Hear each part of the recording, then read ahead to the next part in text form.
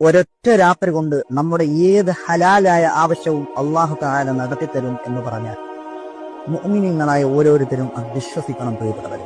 ആദ്യമായിട്ട് രാത്രിയിൽ കിടന്നുറങ്ങിയതിനു ശേഷം സുബഹിക്ക് മുമ്പ് ഏതെങ്കിലും ഒരു സമയത്ത് അർദ്ധരാത്രി എഴുന്നേറ്റിട്ട് വുളൂ ചെയ്ത് 4 റക്അത്ത് നമസ്കാരം നിർവഹിക്കുക.